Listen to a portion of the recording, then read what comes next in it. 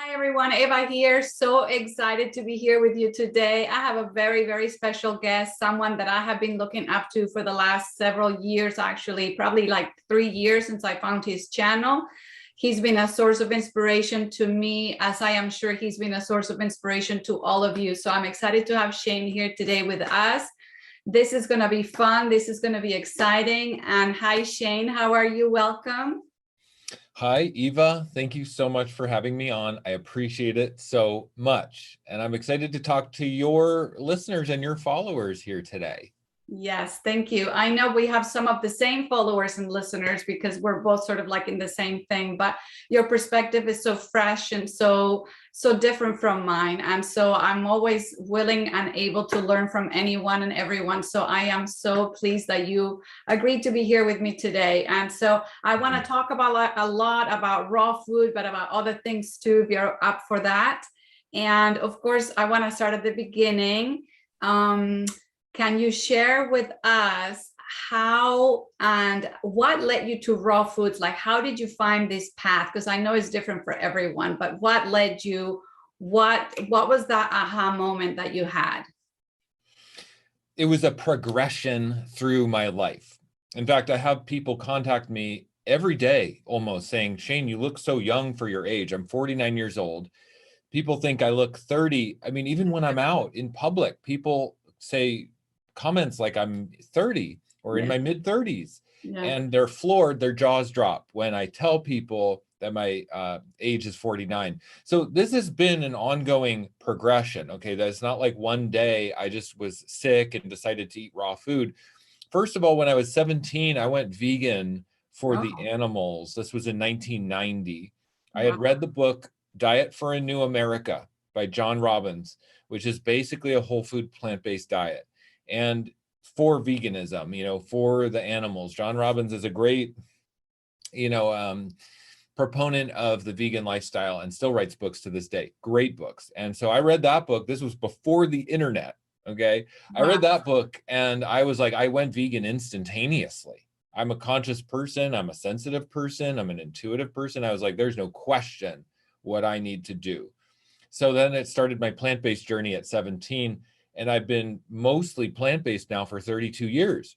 Wow. So that's played a huge part in my ability to go raw vegan and my understanding of raw vegan, because a whole food plant-based diet cooked, whole foods is one small tweak away from raw, really, if you think about it. And so, and I'll mention that in just a minute because I think it's really important.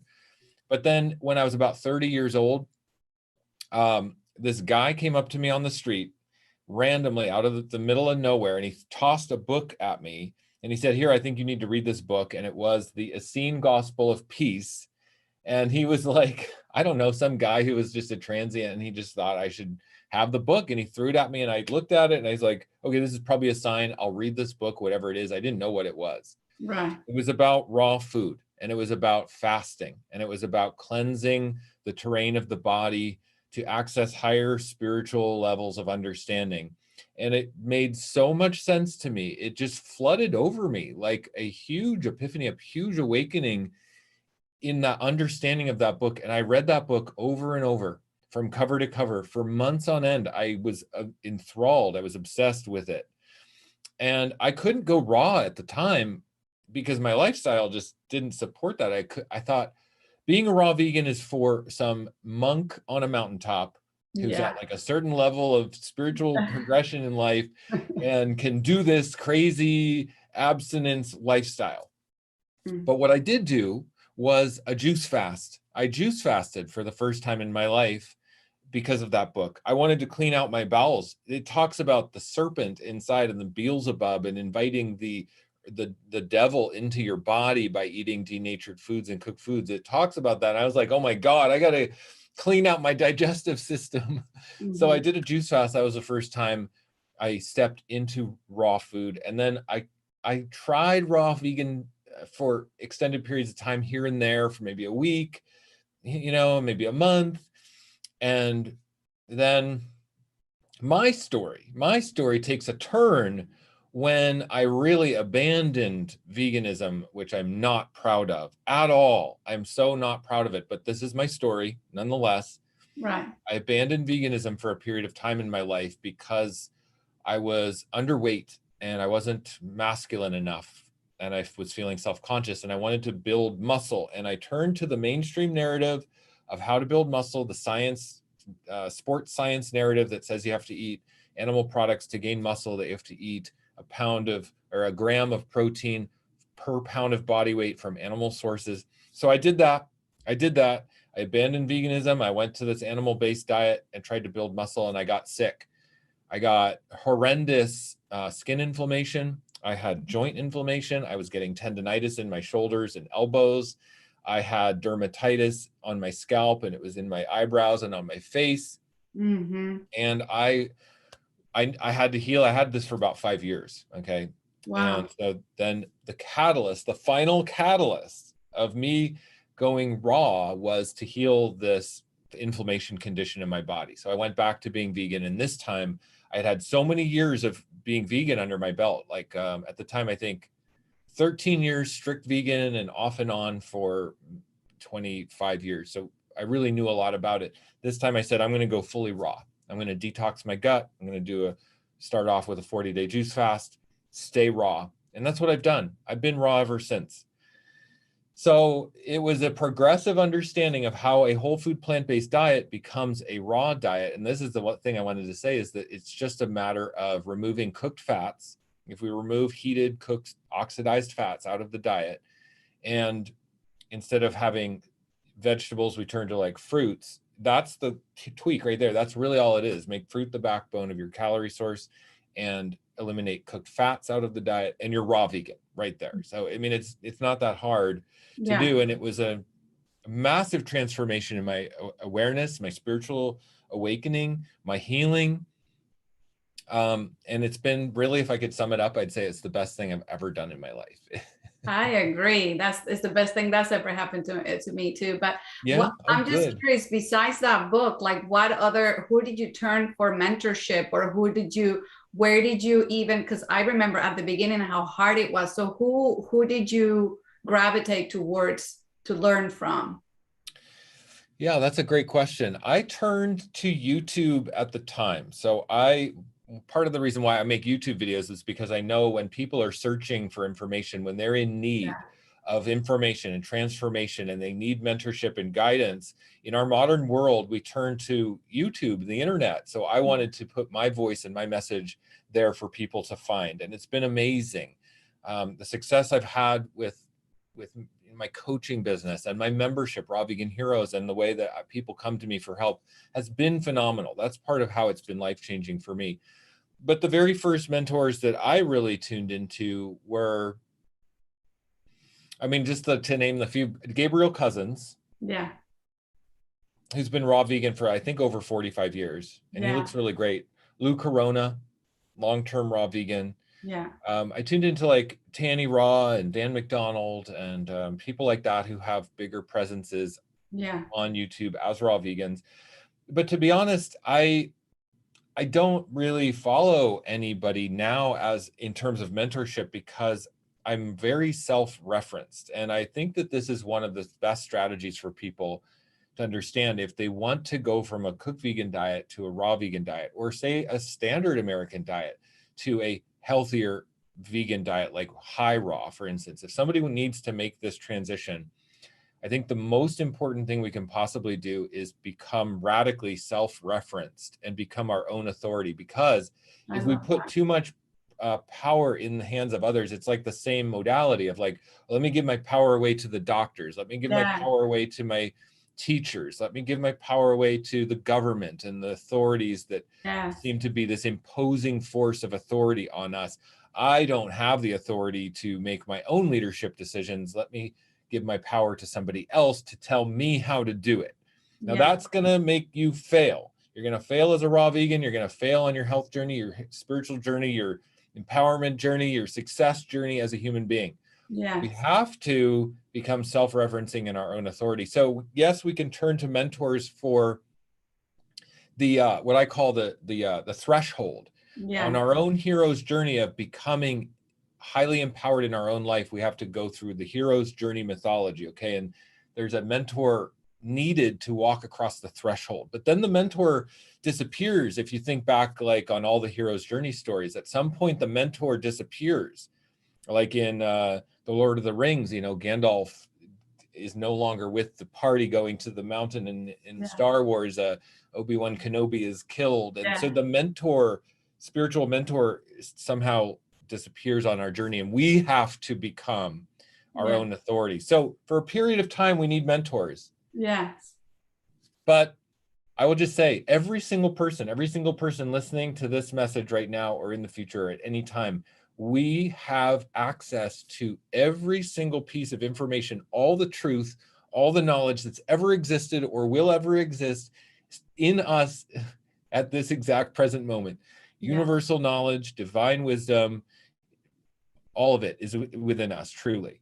Yeah. So I love this. It resonates so much what you're saying. I'm so excited to talk to you. I feel like there's so much wisdom pouring out of you, but like you say, it's pouring out of all of us. But I'm just curious also about how soon did you begin to feel better when you turned to raw veganism? Did you have a long, prolonged, awful detox? What was it like at the beginning? And have you healed all the things you wanted to heal?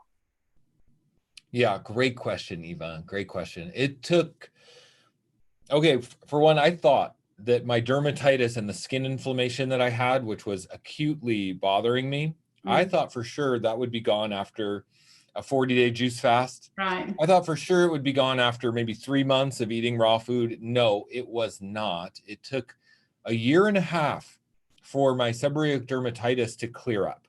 Right. As a 100% raw vegan, with starting my journey with a 40-day juice fast. So it still took a year and a half. And then I really didn't feel good consistently in terms of my digestion and my confidence with raw food for 2 years. And even at the 2-year mark, I still had doubts and fears that a raw vegan diet wasn't truly sustainable, or that I had health problems that were arising from my raw vegan diet. I made a YouTube video about it. At the 2-year mark, I had migraine headaches start to appear, and I couldn't figure it out. I had to go through like an elimination process to figure it out. I still to this day don't know exactly what those migraine headaches were from, but they are gone now. It was another level of detox. It was another layer of fear. It was another layer of emotional blockage keeping me from the simple truth. And I walked through that threshold of fear. And after 2 years is when things started to really get easy. And I will say by the 3rd year, okay, and I know this sounds crazy for somebody who's considering starting a raw vegan diet, but by the 3rd year, that's when I really felt like I had come into full mastery, and I was really able to assist people. That's when I started my Raw Vegan Heroes membership community, which is now almost at 700 members. We have like 680 members, and it's growing so fast. These are people that are looking to me for leadership and mentorship, and it's a group community, and it takes place in a Facebook group. I have downloads. I do a weekly live stream into the group. This supports people on their journey. That's when I started it when I've been raw for 3 years, and now I've been raw for 5 years. And so for the last 2 years, I've been doing this membership and stepping into the higher levels of my own leadership, because I feel so confident and so trusting of raw food. And it took me years to get there. So to answer the question simply, like, was my detox a long process? It took 3 years to emotionally fully detox, to where my confidence, my trust in the universe, the divine wisdom guiding me felt really truthful, really pure, really honest. And I knew I could lead others at a high level at that point. And that's what I did with it. When I felt that full coming into my empowerment, I wanted to serve others. So a raw vegan diet not only just healed my health problems, which are all gone, by the way. Yeah, I have no health issues now at all, none, zero. And I have extremely good digestion on raw food too, which is like almost like normal. It's almost like it's a completely normal diet, cooked diet even. It doesn't feel any different to eat raw food than cooked food for me. Yeah. But that it transformed my leadership abilities, my leadership capability. I wanted to take that personal empowerment, the emotional detoxification, and turn it into service work, you know. And service is not to be underestimated. If we are not thriving in our life, guarantee 100% without question, there's an area in our life where we are not contributing at a proper level for our capacity and for our gifts that we were bestowed by God. Like when we're born, we're given gifts to give to this world. And if we're not giving those gifts, if we're not in service, we are going to be in some form of struggle because we're not in alignment with who we're supposed to be. So for me, a raw vegan diet is a way to get really out of our own way and get into alignment, and then really use that as a way to actualize your service work. So raw food doesn't make us good at service. It just kind of opens the door, and then we can walk through the door. You know, so that's what I've done. And I think that's the most important part of detoxification and healing from raw food, is that potential for emotional healing that allows us to step into the next level of our own actualization. And that's what I talk about on my YouTube channel a lot. Yeah. And what I help my clients with. People hire me for private coaching, and this is the stuff I talk about. It's like we're going on new levels of our own self-mastery here. And we're using diet, lifestyle, discipline, vision, emotional healing, emotional detoxification to get there. I love that. And is that what motivates you to keep going? The service? What, like, why? Like some people say, use the raw food diet until you don't need it anymore. Is that what motivates you to keep going with it? That's such a good question, Eva. I can tell from your questions that you're a dedicated raw vegan yourself, because these questions come from the mind of someone who is in these questions. So I appreciate that. What keeps me going is who I want to be. So I don't choose raw food because of the result it gets me. I have a vision of who I want to become, and the results I need to accomplish to become that person then become a default. Like I have to choose raw food to keep my mind and my soul aligned, my vision and my values aligned, my energetics, my vibration, my aura aligned, my mental clarity. The benefits that raw food gives me just simply allows me to be who I need to be. If I was eating cooked food or drinking alcohol or, you know, partaking in all of those types of things that we use to numb out or lower our vibration, I wouldn't be able to be the person I wanted to be. I wouldn't be able to communicate or lead or help others at the capacity that I know I'm destined to do. So therefore, choosing raw food is just essential. It's a natural byproduct of who I'm enrolled in being. And this is where people get it wrong. They think by doing something, you'll become the person you want to be. But the doing will make you be, but it's the other way around. Who you're being will give you the doing. So I just flip that. And this is a leadership principle, which is what I'm trained in. And one of my areas of expertise is mindset and leadership. And that by enrolling yourself in who you're being and who you want to be, it'll give you the parameters of the choices that you make. It's that simple. If you want to be raw vegan, enroll yourself in a vision where health, vitality, mental clarity, vision and values, and all of that is in alignment. And then raw foods become a natural decision that you just have to make to achieve that end goal. Does that make sense? It makes absolute perfect sense. So how have you evolved as a person beyond the raw food, the physicality? Who were you then and who are you today because of raw food? Before I embarked on my raw vegan journey, I was more self-focused. I was very successful. I had two clothing stores in Northern California. They were both very successful. I was earning close to 7 figures a year, high 6 figures, like almost $1 million between my two stores. So I had a lot of success. I was proud of myself that I had created this success, but I was always focused on myself, and I knew that wasn't enough. I just knew it. I was not happy with that. equation with that level of success. And it seems ironic because most people would be happy making that kind of money. Yeah. But for me, I knew I was born to do something even more. I was born to really leave a legacy, to offer my gifts on an energetic frequency level that really contributes to the growth and the awakening of humanity on a real, tangible level. And so being a successful retail clothing store owner wasn't enough. It capped out. So I had to make a transition in my mentality of being focused on my success to being focused on others' success. And that was the major transition that I used raw food to help me make.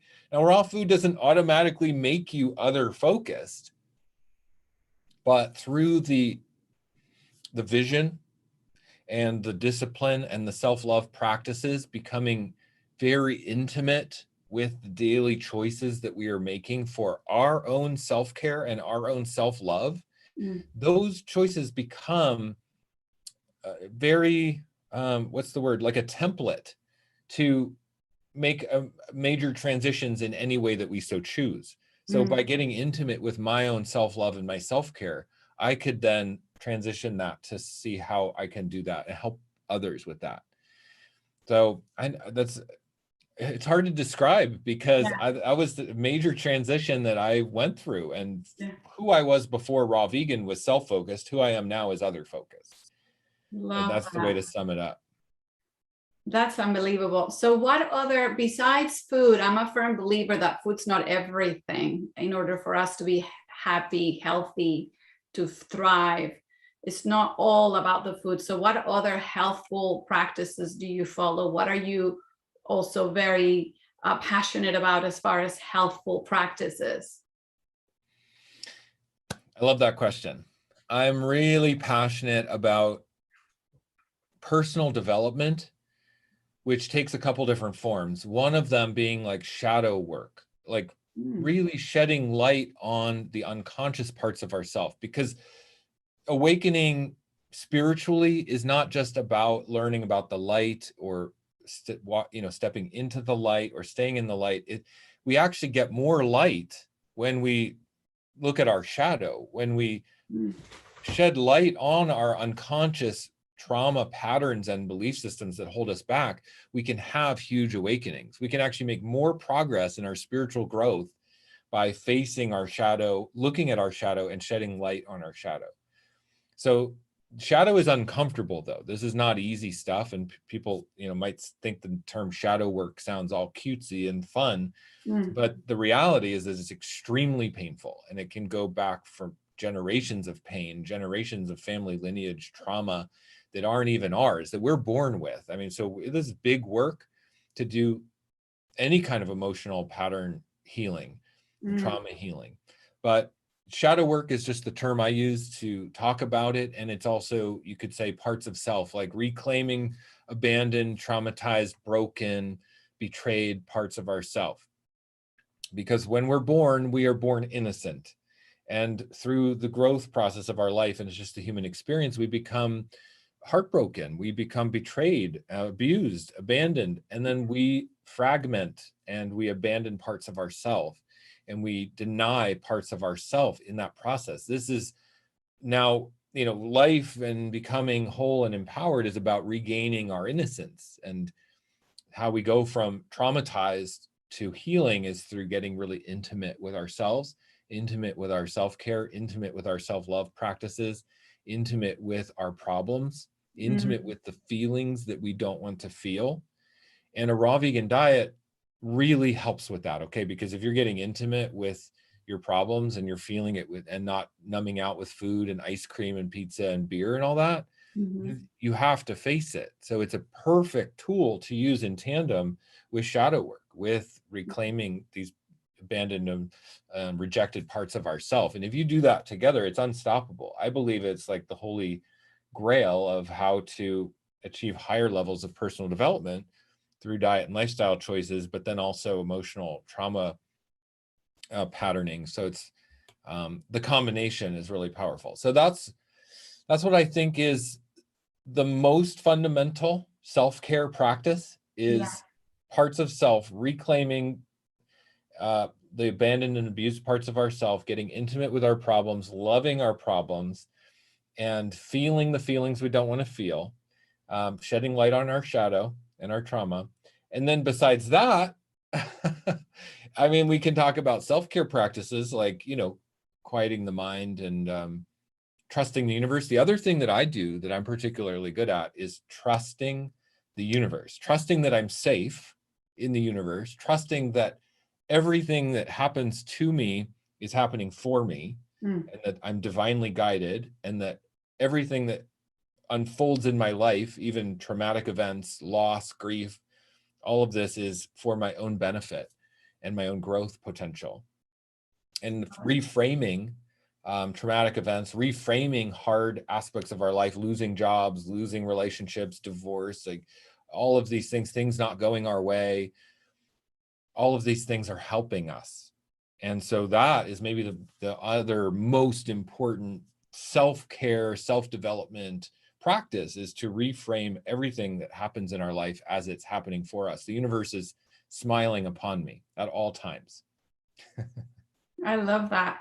And I'm just curious, as you were talking about working on on not just the diet part, but when you work one-on-one with clients, do you look at them holistically? Do you also get deep into maybe their past traumas, or is that something you incorporate when you're coaching someone for raw vegan? Oh, it's essential. It's essential. So to be successful in our dietary changes and healing our health issues, we have to address trauma patterns that are leading to binging and food addiction and self-abuse patterns and self-sabotage patterns. If we are struggling with our health in our life, it's because there's underlying emotional issues that lead us to these abandoning patterns, these self-sabotage patterns. So we have to address the emotional issue if we're going to actually heal on a physical level. So physical healing and emotional healing are one in the same. The energetics of our body starts in the emotions, and then it manifests in the physical. So if you want to undo something that's in the physical, you've got to work back and undo it in the emotional. So when I work with clients to transform health issues, whether that may be cancer or degenerative conditions, serious health issues, it always comes back to the emotional trauma points and where we were first wounded. And I talk a lot about in my coaching original wounding, which is our first heartbreak, the first time our innocence was shattered and we were fragmented, because that's how we're going to restore our innocence and our wholeness, is by understanding where the first fragmentation happened. So I always do that work with my clients. It's essential that we do that. That's wonderful. You're probably one of the few people that do that. So after what you're saying about all the work you have to do with people, knowing that you're a dad, I'm just really interested to know, how are you raising your daughters differently? How are you raising your girls? Oh, that's such a sweet question. Well, for one, I try to just be an example for my girls because I am co-parenting with their mother. So she is not vegan and I am a raw vegan. So as you can see, there's different ideologies at play there. So there is some conflict in the way she wants to raise the kids and the way that I would want to raise the kids. So in one way, she's the mother and I choose to let her have major jurisdiction over how the children's diet is. But I set the example by just how I am and how I live. And my children see that, and they see my extreme compassion to animals through my diet and lifestyle. I talk about it, so I think, when it comes to children, honestly, we have to just be an example. They're their own people. And I've learned this from being a dad. My oldest is 13 now, and she is her own person. Yeah. She doesn't want to be told what to do. Yeah. Of course, she needs guidance like we all do as children, but there's a point where we have to let them learn who they are and venture out into the world as the people that they are just destined to be.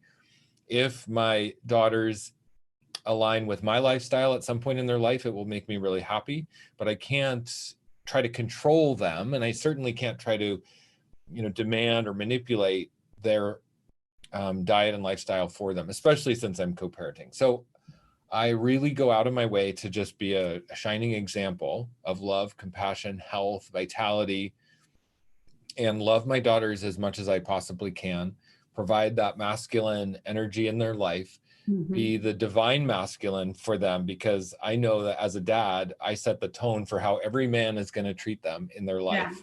Yeah. That's a big responsibility, Eva. That is huge. This is one of the big responsibilities of having children in general in life, I love what you're saying. What a sweet dad you are. That is so, they're lucky to have you. Oh, thank you so much. I wanted to ask you a little bit about your current style of being a raw foodie. I know there's so many different camps out there. Has your style changed? Has your approach to raw foodism changed throughout your 5 years as a raw foodie?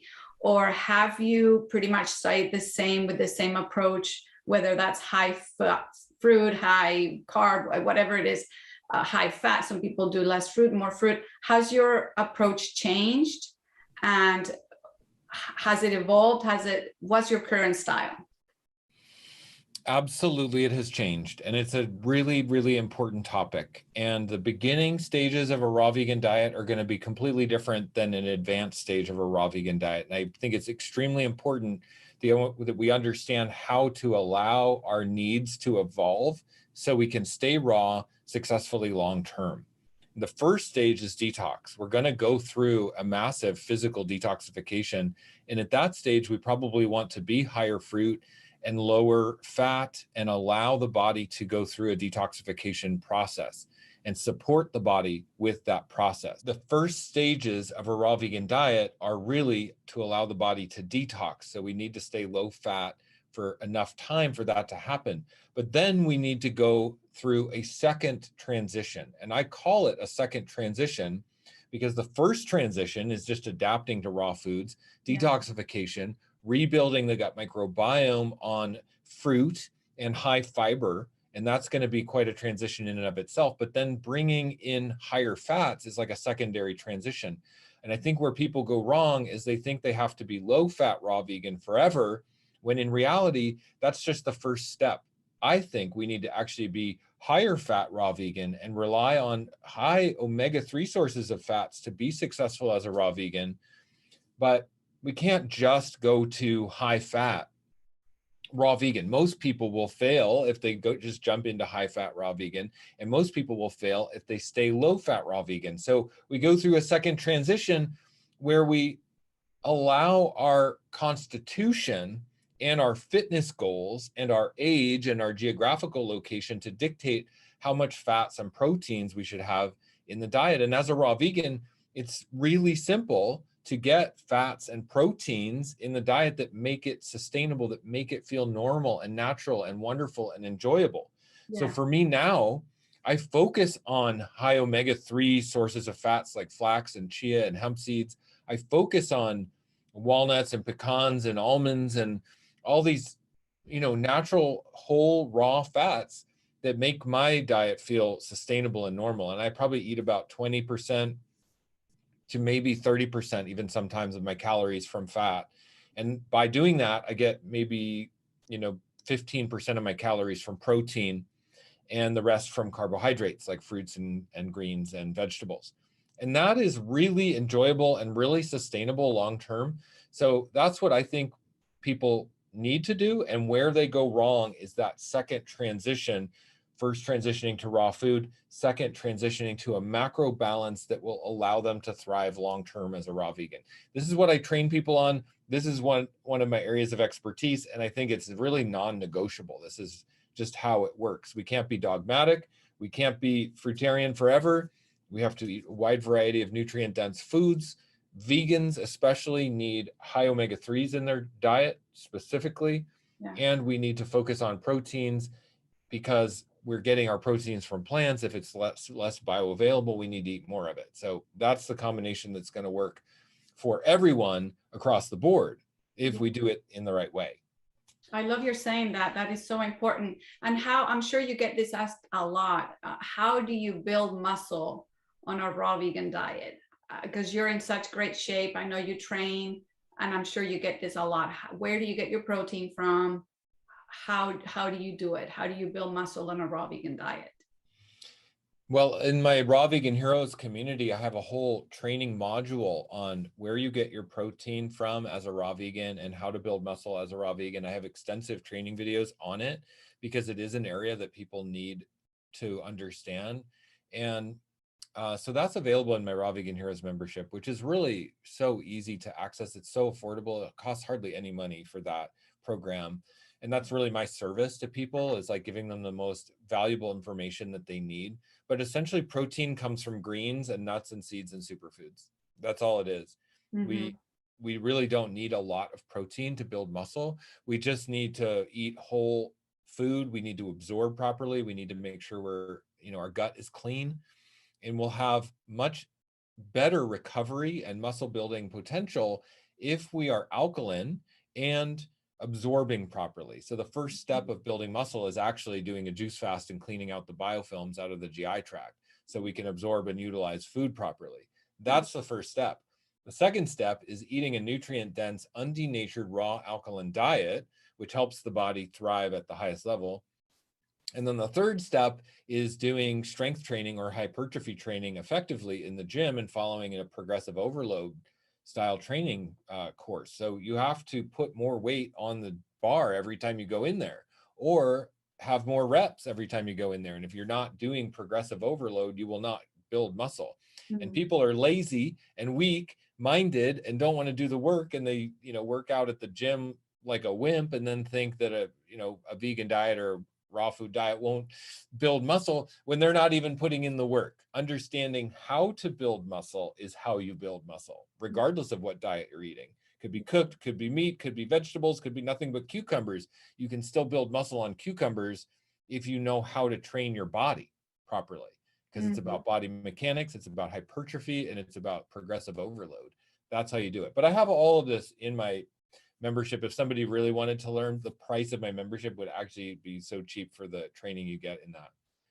I love that. So speaking of the juice fast, I know that you did a 40-day juice fast, and I know you're an expert on juice detoxification. Do you absolutely, I know you just said this is the first step, but is it absolutely necessary for everyone to embark on a juice fast? And how long do they know to be on the juice fast? I know that's a very broad question, but what do you say to those that say, no, I don't want to do a juice fast, I'm just going to jump straight onto the raw foods?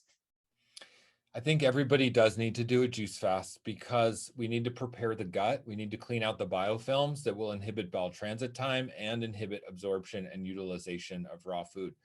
Raw food moves through the digestive system very quickly. And if we have impacted waste or pockets of waste in the GI tract that have developed from years of abuse, self-abuse with food, we can't just eat raw food. We'll get gas, we'll get bloating, we'll get fermentation, we'll get candida overgrowth. We have to clean out the digestive system. That's a must for everyone. And for people who say, well, I have a degenerative condition where I can't juice fast, my doctor tells me not to juice fast. I have weakened kidneys, I have adrenal fatigue, I have, all of these hormonal issues, whatever the medical establishment might say that persuades you against juice fasting. It's all the first step of reversing hormonal issues, of reversing adrenal burnout, is a juice fast. So if you have weak kidneys, juice fast. If you've got a weak liver and toxic blood, juice fast. If you've got impacted waste, diverticulitis, candida overgrowth, bacteria, mold, yeast, juice fast. If you're overweight, juice fast. If you want to have more energy, juice fast. If you want to absorb food better and build muscle, juice fast. So under every circumstance, juice fasting is the first step and the best step. And understanding the proper protocol is absolutely critical. Just drinking juices for a period of time is not even worth the time or effort or money that it will take to accomplish that. You should follow a specific protocol that will give you the specific results you're looking for. So that's why I'm a coach and what I help people with. And again, in my Raw Vegan Heroes group, I have my juice fasting protocol for how to remove mucoid plaque. And it's a two-part document. One is how to remove the mucoid plaque, and two is how to rebuild, how to break the fast and rebuild the gut after the juice fast to sustain a raw vegan diet for a year. And so that whole protocol covers an entire year.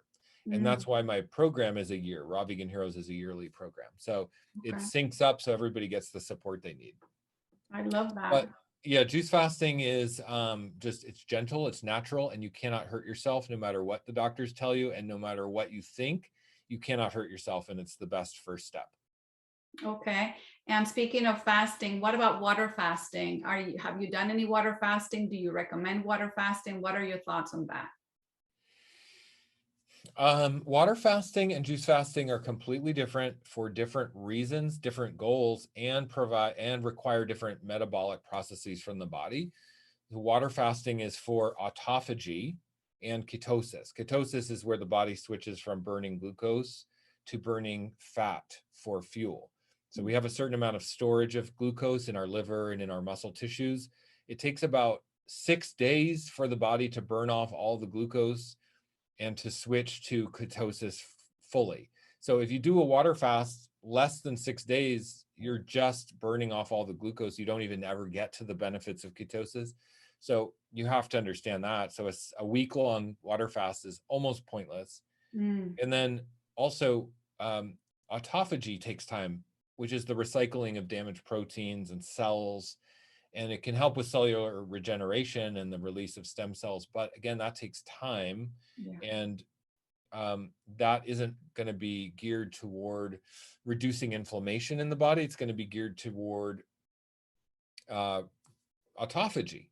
So if you have inflammation, like say you have arthritis, say you have Hashimoto's disease, lupus, MS, irritable bowel disease, tendinitis, seborrheic dermatitis, eczema, psoriasis, hormonal imbalances, adrenal fatigue, and overall fatigue, any of these symptoms, which is like 99% of what people are dealing with, this is what a juice fast is for, because it removes blockages from the GI tract, which allows the natural waste removal system of the body to work properly. The lymphatic system drains into the bowels. If there's any backup or any pressure in the bowels, then the lymphatic system won't work. And so you're going to get inflammation. So water fasting doesn't address the bowels. It doesn't address the cleaning of the bowels, removing blocks, removing pressure out of the bowels. So if your goal is autophagy or ketosis, water fasting. If your goal is reducing inflammation, cleaning the bowels, body reset, feeling better, looking better, losing weight, just overall body reset, juice fasting. I love that. And so why do you think I know this is a very broad question again, but we hear a lot of people that just did not do well on the diet. Why do you think that is? What do you think are the biggest reasons, the biggest impediments for people doing well on this type of diet? Oh, without question, 100%, it's mental and emotional. People are addicted to food, and they want their comfort food, and they want to fit in to society. So people will self-sabotage because they actually want to fit in with their family culture. Or they step out of the family culture just enough to try a raw vegan diet for a short period of time, but realize the implications of what a raw vegan diet will mean for them long term, which is thriving at the highest level, becoming a bright light, and no longer holding themselves back. So it's like stepping up and becoming visible in the world, becoming the visible light that you were designed to be by God. Nobody really wants that. That's what stops people from being raw vegan. And it's the fear of our success, the fear of ultimate success, which means we're going to have to leave people behind. We're going to have to be our own authority. We're going to have to stop having others tell us what to do and how to think and what to fear and what to love, because we're going to have to be self-referencing. So that's why people self-sabotage on a raw vegan diet. That's why people go back and say, oh, it didn't work for me. Of course, undenatured food works. It works for every species alive on planet Earth, and always has and always will. It's our species-specific diet. But we're so conditioned to fit in and to have people tell us what to do. So that's why I said at the very beginning of this interview that cultivating inner authority is truly the path of the raw vegan lifestyle. I love that. So how have you overcome your obstacles? How have you overcome the societal construct? How have you been able to do it mentally? Well, I'm just one who's okay with going against the grain of society. I think that I'm born to do it, really. I'm not afraid to stand up and say something different than the mainstream. I'm not afraid to interject something that causes conflict within somebody's belief system. I'm not afraid to disrupt the status quo, and I'm not afraid of criticism, and I'm not afraid of hate. So I'm okay getting on YouTube and talking about raw food and let the haters hate. I don't care. It has nothing to do with me. Right. So um, I think honestly that it's just something that I'm cut out for personally. For Okay. one, my body thrives on raw food. So the way I feel just makes me more certain than ever before. Mm. And then if I have to just be a unique Right. person or be a different person because of that, that's okay. I'm okay with that. And I came here to change my family lineage. I'm not a lineage bearer. I am okay with healing family trauma and lineage, my own trauma, my own shadow work. So look, we're here to face our fears. We're here to do the hard work. We didn't come to planet Earth to just sit on our butts and have life be comfortable. It isn't comfortable anyway, even if you try to make it comfortable. So we might as well just do the hard work and have the easier life. You'll Yeah. notice a trend that people who try to have an easy life end up having a really hard life. And if Yeah. you are willing to do the hard work, you have an easy life. Yeah. So I'm someone who's willing to do the hard work, and then I get the benefits of having an easier life, mentally, emotionally, physically, health-wise, financially, you know, in my relationships. My life works better because I'm willing to face the hardships of life head on, face my fears. Yes, I love that. And sorry if you heard something in the background. That was my dog sneezing. She had a sneeze attack. So if you heard some Oh. weird noises, that was my dog. She's right next to me. I'm very curious to know if you've ever come close to quitting. If you've ever said, "I'm not doing this. This is too hard. I can't. I won't. I'm done." Yes. A big yes. Of course I have. I'm human. We Right. all are. Um, Actually, you know, I'm newly divorced. I got divorced from my wife of 14 years just last year, and it's still fairly new for me. And the emotional pain, I would say that I'm in a grief tunnel, a sacred portal. Okay, it's a sacred portal of reinvention and facing a lot of my shadow and a lot of my grief and fear to go through the separation with my wife. And that's just happening now in my life. And I would say that this depth of emotion and fear is one time in my life where it really brings me up against that question of like, should I continue? I would love to just binge on cooked foods. I would Mm, love to drink alcohol till I'm unconscious. I would love to numb myself out. I would absolutely love it. yeah. Um, you know, and as a raw vegan, I love meat. I love alcohol. I love cooked foods. I love junk food. I love cupcakes, like everybody. I Right. just choose to be really intimate with my fear and my shadow and my problems. And in my intimacy with my problems allows me to just make a more intimate choice in the moment. So instead of unconsciously turning to cupcakes, I can say, okay, this is uncomfortable, but who am I becoming in this process? There's gifts in this pain. There's gifts in this transformation. There's gifts in being intimate with the feelings I just have been running from my whole life. Why don't I stop running? Why don't I face it? Why don't I feel it? And I'm going to get the next level. I'm going to get the upgrade. So if I go to cake and alcohol, I'm not going to get the upgrade. If I just stay in the discomfort, I will. So Mm. raw food allows me to stay intimate and present with my process and my growth. So would I love to go back? Yes, but will I? No. Will you always be vegan? I will always be vegan. Yes. I will probably not have animal products again in my life. That's a principle thing. And I just know myself well enough. I have already abandoned veganism in my life in my 30s. So now I'm almost 50. I just don't see any advantage to having meat, dairy, eggs. Hmm. You know, I just don't see any advantage at all. It's Okay. better to just live into my principles and live the alignment that I think is my destiny on the planet. Mm-hmm. But cooked food, do I see myself having cooked foods here and there and throughout my life and whatnot? I don't know, but I would say that raw food really serves me at a very high level, and cooked foods don't serve me at that same level. So I could see a time in my life where, maybe I have more cooked foods integrated into my lifestyle. That I don't know, and I can't really predict, but I do know that I will always use the high level service that raw foods provide to my destiny. Always. Right. I will probably be high raw the rest of my life for sure. I feel that. Yeah. Yeah.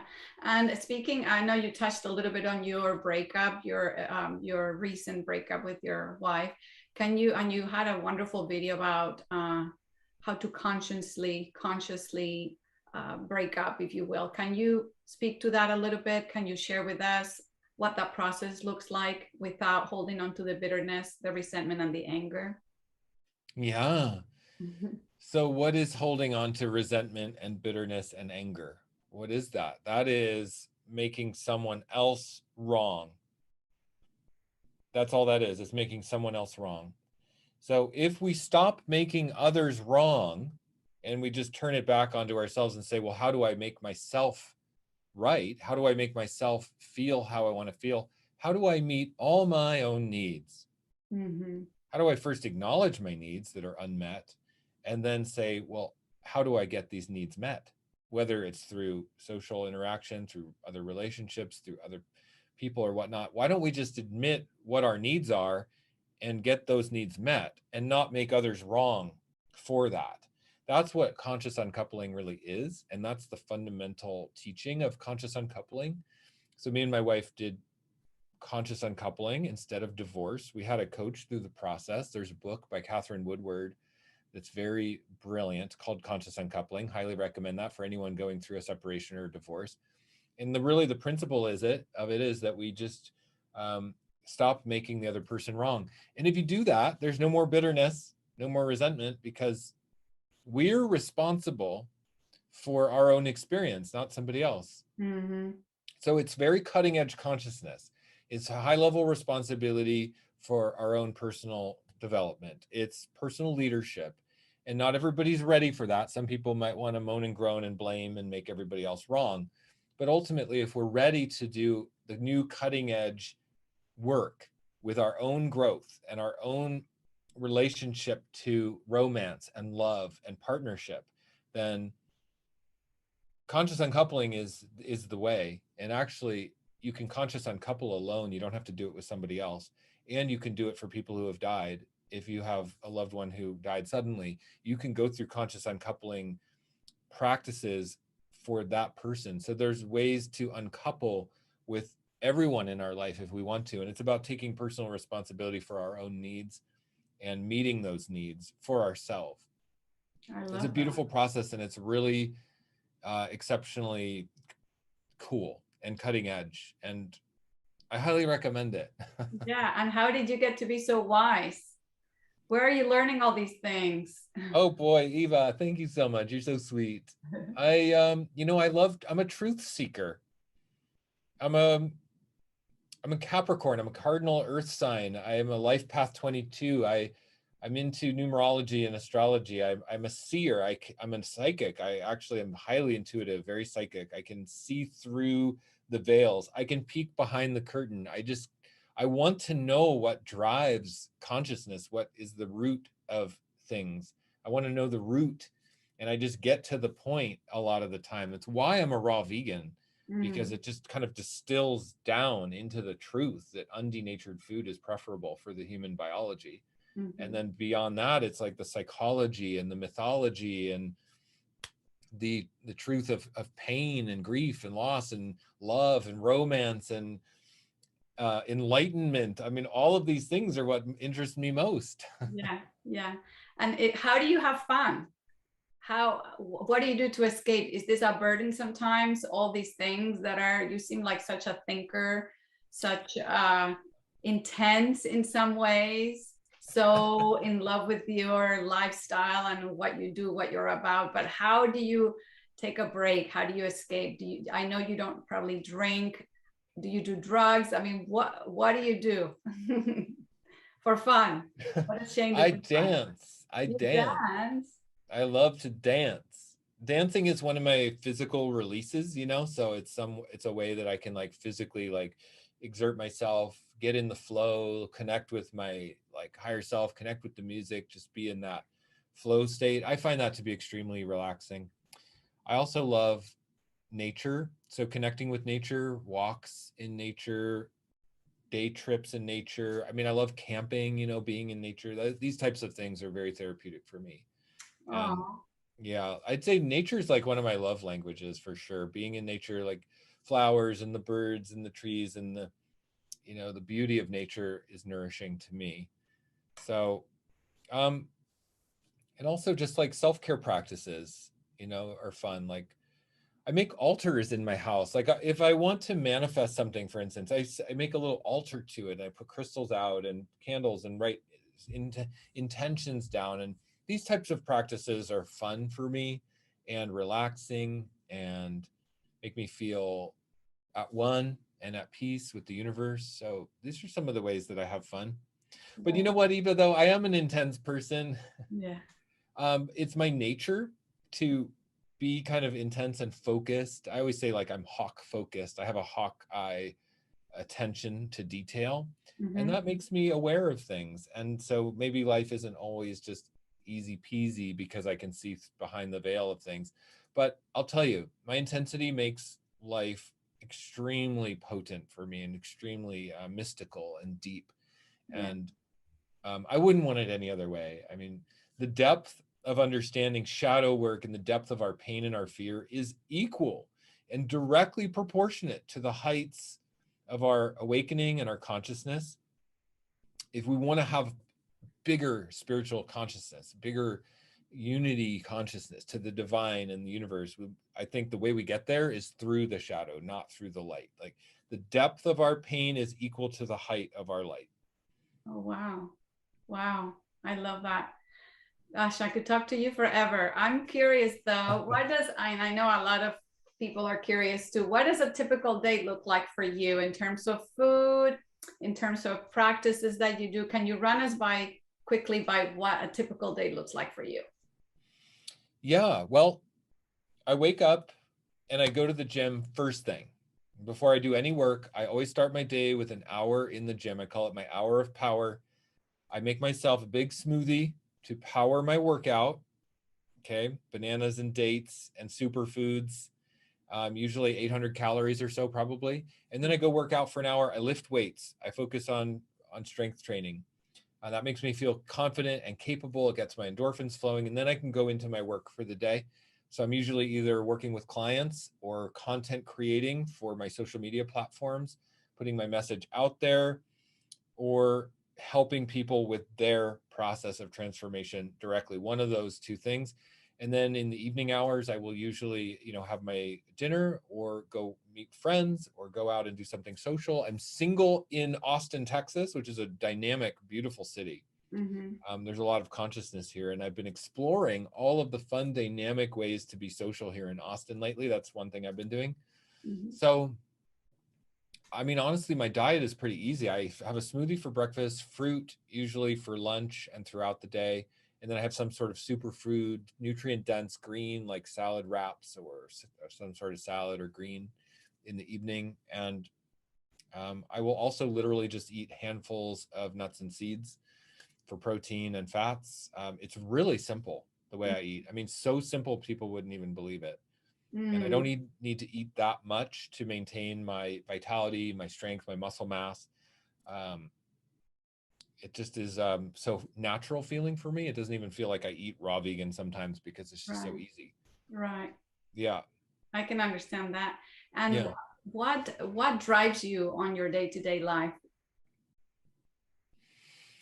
What drives me is my vision for the future of humanity.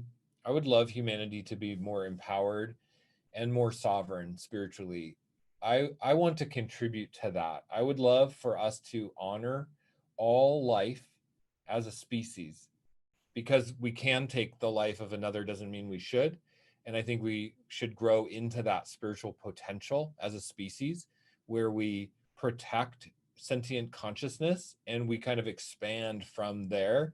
And we have spiritual sovereignty, individual empowerment sovereignty. Like we're not enrolled by authorities that don't have our best interest at heart, that we all kind of become our own authority of divine light, and that we are a benevolent society that uplifts each other and looks for win-win situations in every way we operate, from business to our diet and food systems on the earth, and sustainable ways of living in our consciousness and in our actions. And that is what I am enrolled in. I'm highly enrolled in that. So what drives me is helping create that version on earth. So that starts with me. And that means I'm going to live the lifestyle that I want to see exemplified in humanity. And so that every time I make the choice to be raw vegan, I think, well, this is contributing to the energetic imprint for the rest of all eternity. I'm doing my part to imprint the direction I want humanity to go. So that's what I'm doing here. That's what drives me. I love this. I love this. And I know we've been going a little while. I have one last question for you, Shane. And that is, where do you see yourself in 20 years? Oh, such a great question. I see myself living in a beautiful property with lots of land and gardens, with the love of my life, who's probably my life partner for the rest of my life. I see myself being with a life partner for the rest of my life.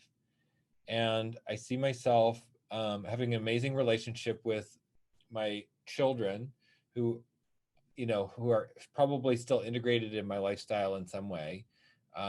Maybe we even live close together, and that I'm still raw vegan in 20 years, for sure. Very high raw, at least. And I see myself leading the world's top premier educational resource for plant-based education, which is my Raw Vegan Heroes membership, which actually is, my vision is to have it be the #1 global destination for educational resource for the plant-based diet and lifestyle. And that is through having educators train and speak every week in the membership. So we have guest trainers, guest experts, and guest, doctors and professionals in the field of health, nutrition, diet, and lifestyle to help educate people on a vast scale. So the membership it's a monthly or yearly membership fee to be part of this. And then you get ongoing training and support and coaching in your own transformation. Now, my vision is to have 10,000 or more members and beyond in my membership immediately. That's like my immediate goal. But I see once I hit obtain that, it'll probably be a very powerful force to be reckoned with on the planet. And I think it could be the world's #1 resource and support system for health transformation and a plant-based lifestyle. So that's what I see myself doing, is like a beautiful home life, beautiful relationship in my life, with my, the people who are important to me, and then also leading one of the world's most important businesses around plant-based lifestyle. That is so exciting. I wish you much, much luck and much health and much happiness, much blessings and peace to you. It's been such a pleasure talking to you today. I've really enjoyed every minute. I wish I had more time, but I know you gotta go and I gotta go. So I really, really appreciate you. And I just look forward to your videos, and I know everyone else does too. So thank you so much for sharing so much of you, for your honesty, your openness. It's been quite an education also talking to you. So thank you so much, Shane. Thank you, Eva. Thank you so Yeah, much for having me on. Really appreciate it. thank you. And I thank you guys for tuning in today. Thank you so much for being here, for being part of this journey, for being witnesses to what's happening here, for being here for Shane too. I thank you, all of you, and I will catch you on my next video. Thank you so much. Bye-bye.